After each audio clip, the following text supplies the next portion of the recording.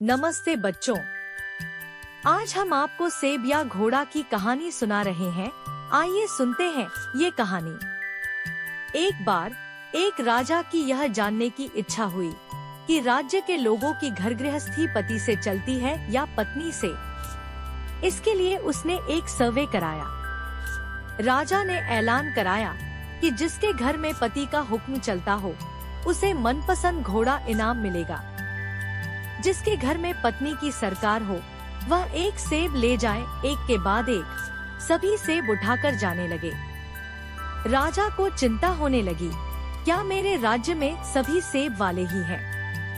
तभी एक लंबी लंबी मूंछों वाला मोटा तगड़ा जवान आया और बोला, राजा जी, मेरे घर में मेरा ही हुक्म चलता है, लाइए एक घोड़ा मुझे दे दीजिए।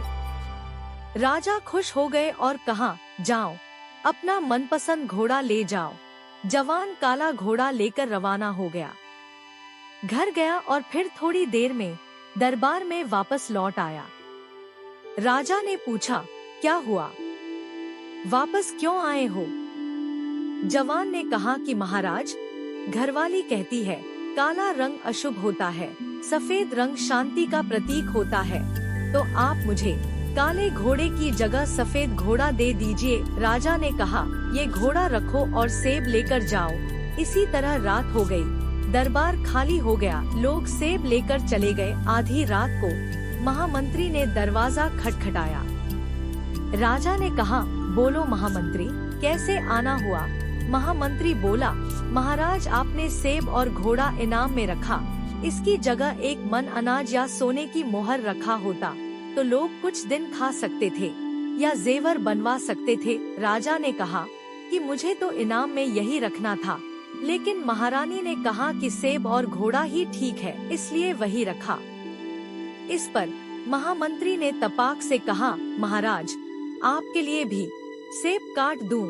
राजा को हंसी आ गई। उन्होंने कहा, यह सवाल तुम दरबार में या कल सुबह भी पूछ सकते थे, तो आधी रात को क्यों आए? महामंत्री ने कहा कि मेरी धर्मपत्नी ने कहा, अभी जाओ और पूछ के आओ ताकि सच्चाई का पता चल सके।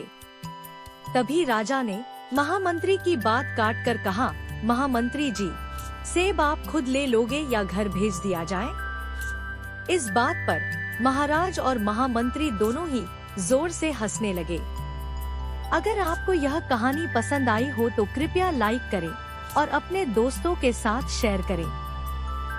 और ऐसी ही मजेदार कहानियों के लिए हमारे चैनल को सब्सक्राइब करना न भूलें।